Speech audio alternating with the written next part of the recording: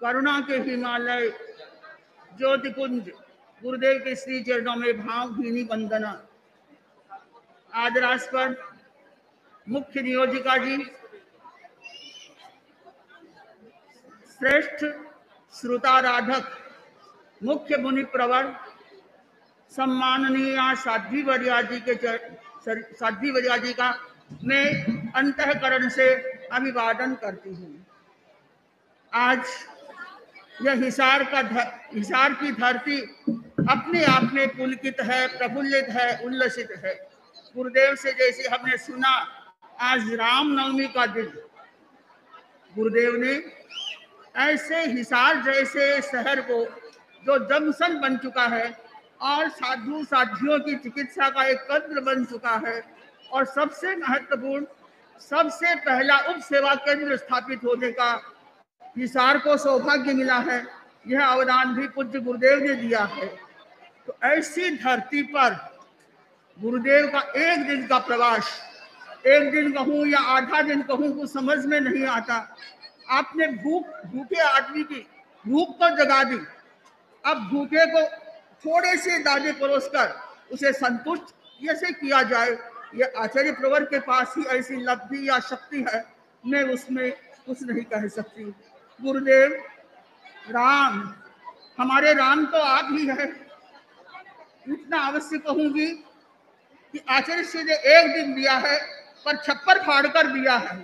ईश्वर देता है तो छप्पर फाड़ कर देता है। आज देखिए दिन का कितना महत्व है। रामनवमी, भिक्षु अभिनिष्क्रमण दिवस, पुष्य नक्षत्र, रविवार और 9 की संख्या, नवमी। तुलसीदास जी ने कहा है, तुलसी राम स्नेह करूं छांड सकल उपचार, जैसे घटतन अंक 9 का गिनत पहाड़। तो 9 की संख्या अपने आप में अमर है। तो राम अयोध्या में, हिसार आज अयोध्या का रूप मिल रहा है और राम पधारे हैं, उस खुशी में कण कण झूम रहा है। गुरुदेव हमें कौन जानता है, मैं तो वो खोया हुआ खत हूँ जिसका पता तुम हो। मैं तो वो खोया हुआ खत हूँ जिसका पता तुम हो। तुम्हारे नाम से मुझे सब जान जाते हैं, तुम्हारे नाम से मुझे सब जान जाते हैं। तो गुरुदेव मुझे याद है आपकी जब ये लंबी यात्रा भयंकर गर्मी में 12-12 बजे 1-1 बजे तक इस तरह से, और शासन माता को दर्शन देने के लिए आप 48 किलोमीटर पधार कर उनकी भावना को पूरा किया, ऐसा लग रहा था कौन कहता है कलयुग है। गुरु हो तो ऐसे हो, और अंतःकरण की भक्ति की पुकार हो तो शासन माता जैसी हो कि अपनी ओर किस तरह उन्होंने खींच लिया।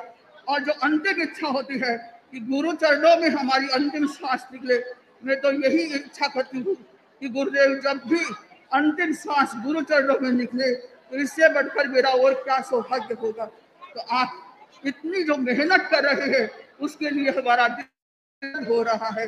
एक बार आचार्य श्री महाप्रज्ञ जी ने फरमाया था, आपकी यात्रा का ही प्रसंग था कि वो स्वयं प्रबुद्ध है, प्रबुद्ध को बोध देने की क्या अपेक्षा है। ये शरीर बहुत आपको काम करते हैं, लंबी लंबी यात्राएं आपने की है और भी कराएंगे। इतने बड़े संघ को संभालना, इस शरीर को राजी रखना भी बहुत जरूरी है।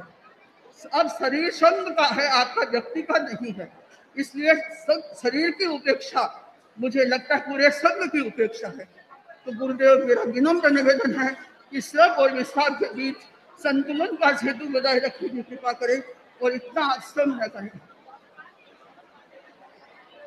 मैं अंत बस एक ही चाह करती हूँ कि आपने जो मुख्य मुनि और साध्वी वर्या का जो अवदान दिया है संघ धर्म संघ को, तो आप अचिरक लिए हैं, जो चिंतन करते हैं और निर्णय और क्रियान्वयन करते हैं, उसमें अंतराल ढूंढ पाना बड़ा मुश्किल है। कैसे आपने यह चिंतन किया और कैसे अकस्मात आपने यह संघ को सौगात दी, तो संघ की ऊंचाइयों को बढ़ाया है, संघ के धरातल को नई दिशा दी है। मैं आज हार्दिक अभिनंदन करती हूँ और एक ही बस मेरे मन में अभिलाषा है कि अमिताभ मुझे वह आभा दो जिससे चाह रहे ना शेष से पा। अमिताभ मुझे वह आभा दो जिससे चाह रहे ना श्रेष्ठ सेवा, आह रहे ना मन में कोई, राह रहे ना श्रेष्ठ सेवा, राह रहे ना श्रेष्ठ सेवा। तो पुष्करावत मेघ बरसता है तो 10,000 वर्ष तक धरती को स्निग्ध कर दे, धरती को स्निग्ध कर देता है। तो हमारे लिए आज पुष्करावत मेघ बनकर आए हैं, हमारे प्राण प्यासे हैं, आप हमारी प्यास करो और नया जीवन हमें संचार करो। इसी मंगल भावना के साथ हिसार की धरती बड़ी भक्तिमयी है और चिकित्सा के क्षेत्र से सावित्री जी जैसे आपके सामने बैठी थी, उल्लेखनीय सेवाएं हैं और लाइफ लाइन की भी उल्लेखनीय सेवाएं उसमें आप जुड़ रही है।